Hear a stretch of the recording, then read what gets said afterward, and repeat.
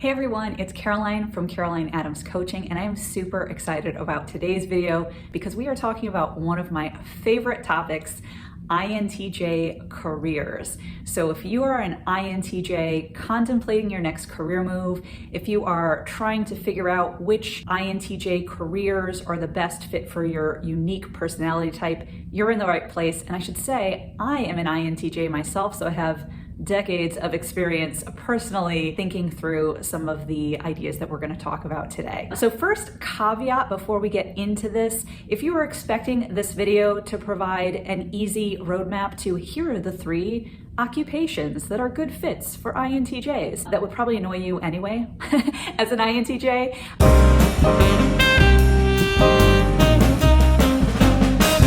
But that's also not the way I work. The way I approach all career change, regardless of someone's personality type, is to start first with really understanding who you are at your best and understanding the environments that allow you to be at your best. And then you can layer on top of that, the occupations, your interests, level of the organizations, industries, all of that other stuff on top of that. The mistake a lot of people make is kind of starting with the job description or starting with the obvious answer about a potential career path and then trying to cram themselves into it and wondering why it doesn't feel authentic, as opposed to leading from who they are at their best.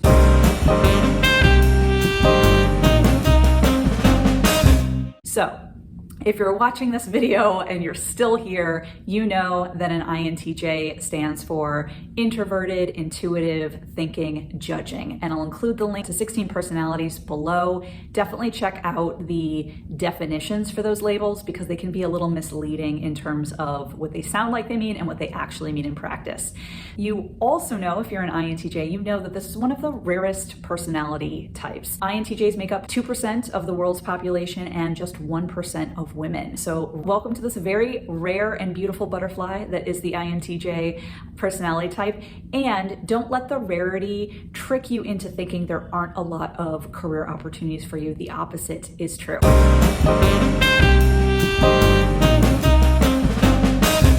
And so let's get into it and talk about how. Here are 3 considerations for INTJ careers. So the first consideration for INTJ careers is that INTJs need intellectual freedom to make their own discoveries. We are big thinkers and we hate the status quo. We hate rules that don't make sense.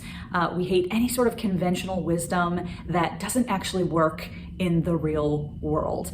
And so we're gonna want environments that really prize things like meritocracy, rules that make sense, strive for excellence, have a focus on continuous improvement, really prize innovation and big ways of thinking. We are probably going to chafe in environments that tend to be super bureaucratic, really hierarchical, we've always done it this way sort of mentalities. So we're gonna wanna steer clear of those sorts of environments.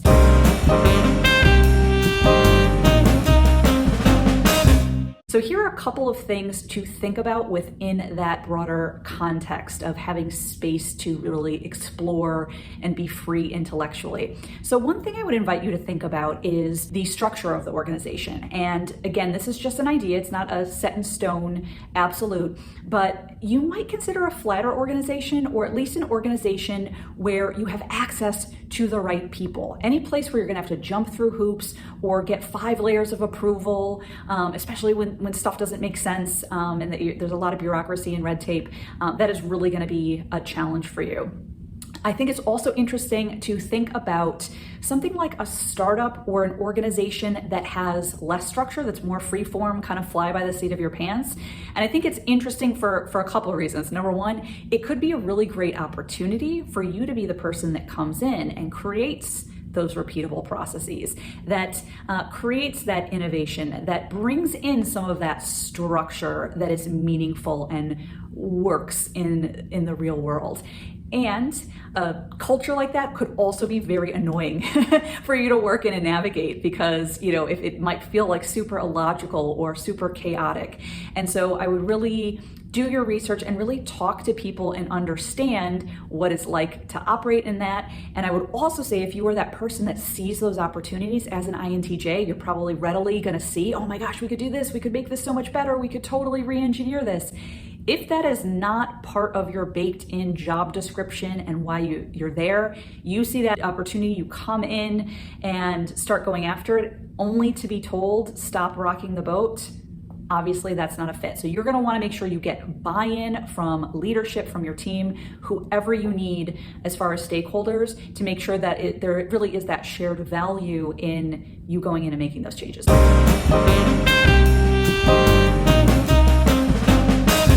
The second thing I would think about is where you fit in the process. I think one of the most interesting and best differentiators for INTJs is that we love strategy, we love big ideas, we love blue sky thinking, and we're really good at making that into a practical solution. That's why we're called architects, because it's not about making a beautiful building that doesn't actually work in the real world. That building's got to be structurally sound, right? And I'm generalizing here, but most people fall into one bucket or the other. They're like really good at the strategy, not so great at execution, or vice versa. And so the fact that you as an INTJ can actually bridge that gap and be part of that big, bold strategy and kind of hand it over to be something implementable really differentiates you in a really positive way. So as you think about potential paths and roles, really think about where you sit in the process. I know one of the most frustrating sorts of roles in my career were the ones where I was in project management and kind of like on that inexorable path to delivery, where I either wasn't bought into the strategy or didn't care so much about it, or even wasn't part of creating that. Whereas when we can be part of that upfront solutioning, that's really where the magic happens for us. So I think about those two things. Let's get into probably my favorite thing. INTJs like people as long as they're the right people. So what do I mean by this? So first, let's just talk about introversion in general. Introversion is still one of the most misunderstood and misconstrued concepts. Introverts are not shy, we're not socially awkward, we're not socially anxious, we're not, what's the word?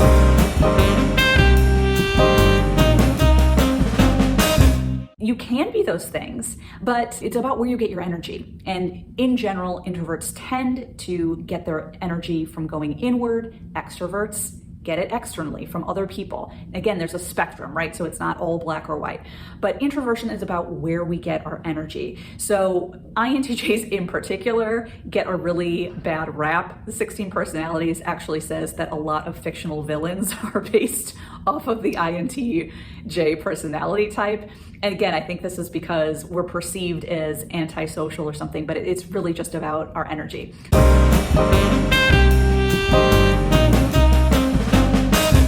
So let's refocus on this idea of the right people. 16 Personalities actually says that INTJs may prefer lone wolf positions. Maybe, if that's you, great, and that resonates. It doesn't really resonate with me because, one of my favorite things when I was in corporate was actually having a team and interacting with the people that I really liked and enjoyed working with. I'm a coach now, so the best part of my days are people interactions. The way I would characterize it instead is that INTJs are really interested in ideas. If we interact with people who get our big, bold ideas, if they are as tapped into our energy and innovation and excellence as we are, if they get our dark humor, right? If they're not going to waste our time with meaningless chit chat or gossip or, something that's not moving us forward on our big ideas, we're into it. So it's not that we don't like people. It's just kind of like the ideas are the most important thing.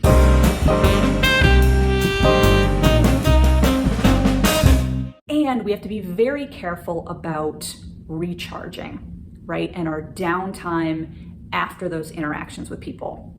I really hesitated for years, actually, to launch a group coaching course. And I'm definitely at my best one-on-one, where I can just be laser focused on that one person and just go really deep. And I have to say, I love environments where there is a group, and I find them very energizing because there's all these ideas to connect. And oh my gosh, you two should talk to each other. And you said this thing over here. What does that mean for this thing over there? And like I said, downtime on those days, I do nothing else, right? It is about gearing up for the group coaching. It is about running the group coaching, and then it is about coming down from the group coaching. As an INTJ, I would encourage you to think about, who are the people that energize you? Who are the people that deplete you? What time of day do you most enjoy interacting with people versus, needing to go inward? What are the topics that you prefer to hold close versus, you really enjoy talking to people about? So really dig into what that people interaction looks like for you, what the right people for you are, and how your downtime and your chance to recover fits into that. And I include a lot more prompts. I have a blog post that's a companion post to this. I'll link that below. Number 3, last but not least, we really need to consider as INTJ our freedom, there's that word again, to direct our agenda and our time. It's very common in today's culture, if you're in an office job, to have back-to-back conference calls. And that is probably one of the worst things you can do to an INTJ, because our thinking and our being in our heads and our ability to kind of have a lot of space to be able to think big and then kind of turn that into solutions is so important. And so when we're constantly reacting and kind of going from person to person, we just do not have the energetic capacity to be who we are at our best. And so I really encourage you, and I want to nudge you and stretch you a little bit here. Shut off this video in a couple more minutes. Look at your calendar and really carve out that thinking time.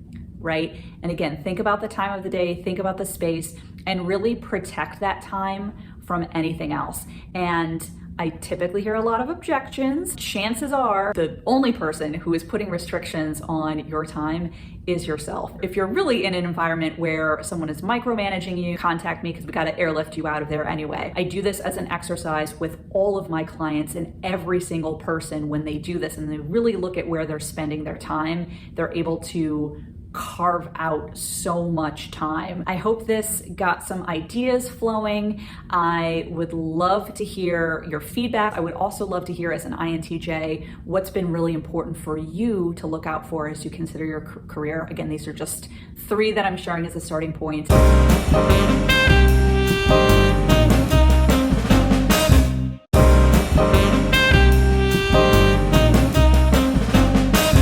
I hope you've enjoyed this. Leave your comments below, and I'll talk to you soon.